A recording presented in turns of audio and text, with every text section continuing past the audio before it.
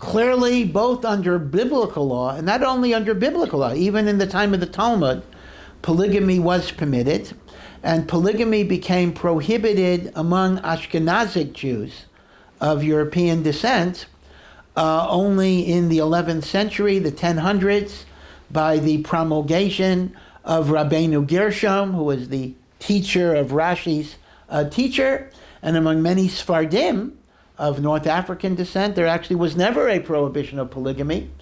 So it's very, very clear that the Torah didn't see anything sinful in polygamy per se. So the first thing to keep in mind is that even if polygamy was tolerated, that does not mean it was regarded as optimal.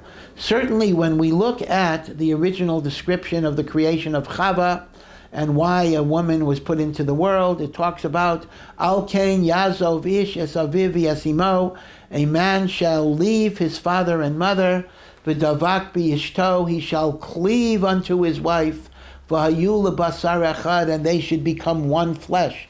It is obvious that a monogamous relationship was always considered to be the highest level of relationship.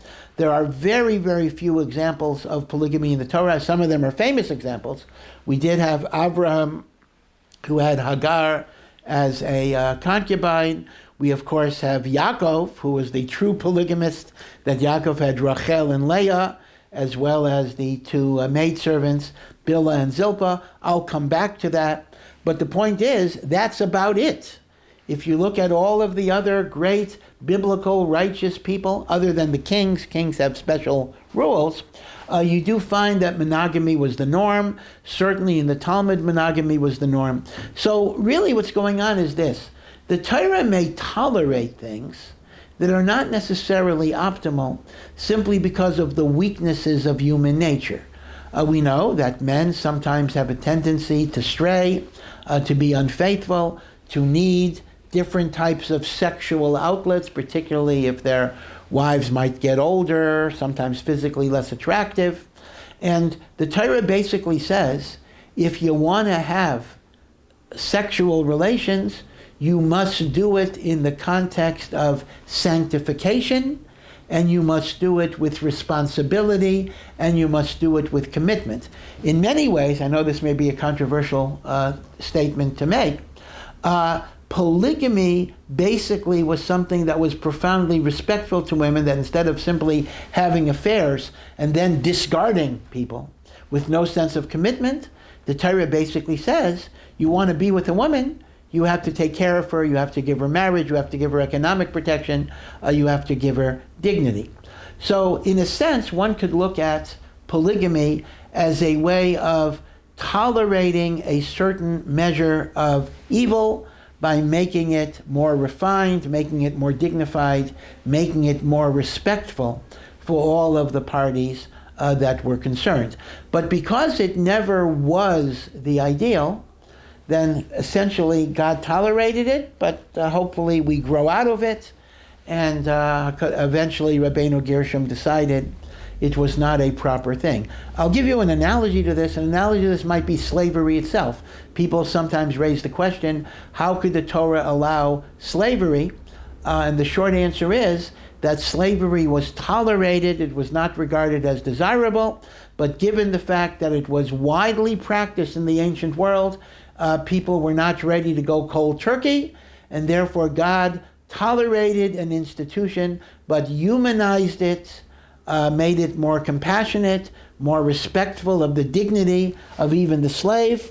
It prohibited torture and abuse, even of the non-Jewish slave. If you knocked out a non-Jewish slave's tooth, the non-Jewish slave went free. So in a sense, the Torah legitimates the institutions of the ancient world, but tries to bring them to a more civilized level. I think polygamy is very, very similar. Now, of course, the obvious question you'll ask me is, well, if polygamy is only tolerated but not approved, okay, that might be fine for the average guy, but how do you explain cases like Yaakov Avinu, one of the patriarch of the Jewish people, who had multiple wives? Surely he was not simply acting out of sexual lust. So the truth is, when you get to the exceptional cases, which are really not the norm, that refers to the explanations are much more deeper and much more Kabbalistic, and that is because Yaakov himself represents a multifaceted reality. Yaakov is a combination of the midah of loving kindness and inner strength and beauty, and Yaakov is synthesizing and integrating.